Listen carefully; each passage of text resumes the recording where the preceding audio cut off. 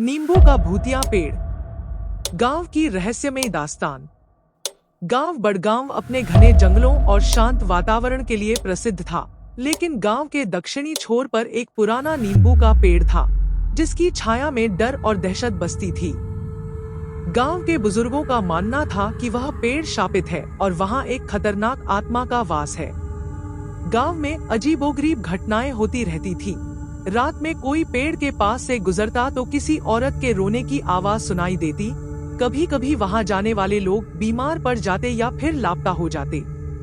गांव के रामलाल बाबा, जो 80 साल के हो चुके थे, बचपन से इस नींबू के पेड़ से जुड़ी घटनाओं को देख रहे थे। वे हमेशा गांव के बच्चों और युवाओं को समझाते, बेटा, इस पेड़ के पास मत जाना। यहाँ एक आत्मा का बसेरा है जो चैन से सो नहीं पाई। लेकिन जैसे जैसे समय बीता, गांव के कुछ युवा इन बातों को अंधविश्वास मानने लगे। उनमें से 4 दोस्त, रवि, मोहन, दीपक और विशाल, बहुत जिज्ञासु और निडर थे। वे इस रहस्य का पर्दाफाश करना चाहते थे। रवि, मोहन, दीपक और विशाल ने तय किया कि वे इस पेड़ की सच्चाई जानने के लिए आधी रात को वहां जाएंगे। उन्होंने अपने साथ टॉर्च, मोबाइल और एक चाकू भी रख लिया, सिर्फ सुरक्षा के लिए। रात के 11:50 बजे चारों दोस्त गांव के मंदिर के पास मिले और वहां से धीरे धीरे नींबू के पेड़ की ओर बढ़े। हवा में अजीब सी ठंडक थी। रास्ते में कुत्ते अकारण भौंकने लगे, मानो उन्हें कोई अनहोनी का एहसास हो रहा हो।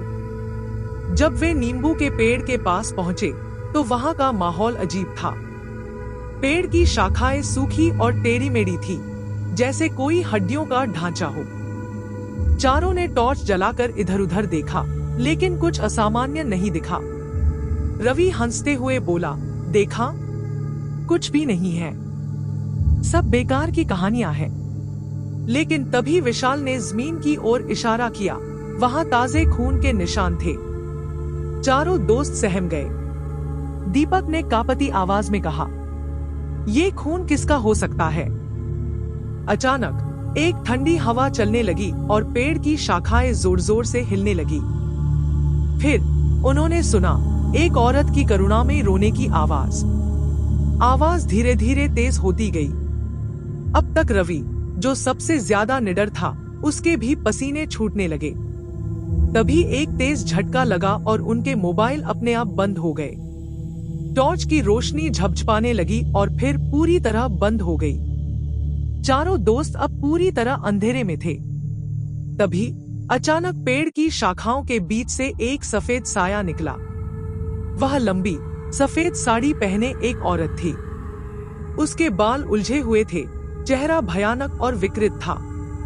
उसकी आंखें पूरी तरह काली थी, बिल्कुल गहरी खाइयों की तरह।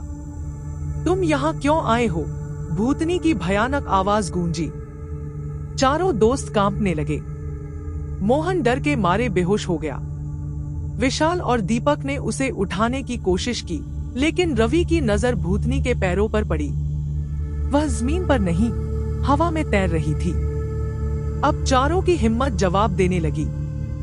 उन्होंने भागने की कोशिश की, लेकिन उनके पैर जैसे जमीन से चिपक गए हों। भूतनी अब उनके और करीब आ गई थी। उसने गुस्से में कहा, तुमने मेरी नींद तोड़ी है, अब इसकी सजा मिलेगी।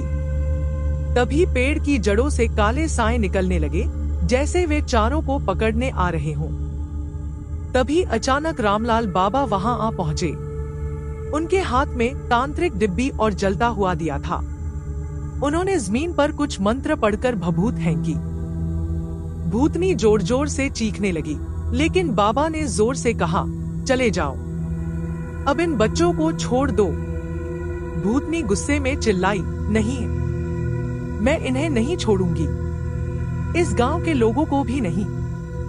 बाबा ने मंत्र पढ़ते हुए कहा, तुम्हारी मुक्ति का समय आ गया है, बताओ तुम्हें शांति क्यों नहीं मिलती?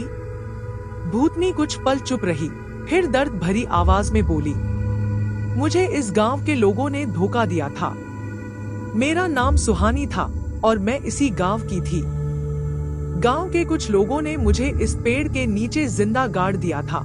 क्योंकि मैंने जमींदार के काले कारनामों का विरोध किया था। अब गांव के सबसे बुजुर्ग व्यक्ति ने बताया कि 50 साल पहले गांव के जमींदार ने अपनी गलतियों को छिपाने के लिए सुहानी को मरवा दिया था। उसकी आत्मा तभी मुक्त होगी जब गांव के लोग उसे न्याय देंगे। बाबा ने गांव वालों को बुलाया और पूरी घटना सुनाई। गांव के लोग डर गए, लेकिन अंततः उन्होंने सुहानी की आत्मा से माफी मांगी। बाबा ने अनुष्ठान करके उसकी आत्मा को मुक्त करने की प्रक्रिया शुरू की। भूतनी कुछ देर तक रोती रही, फिर उसकी आंखों से आंसू टपकने लगे।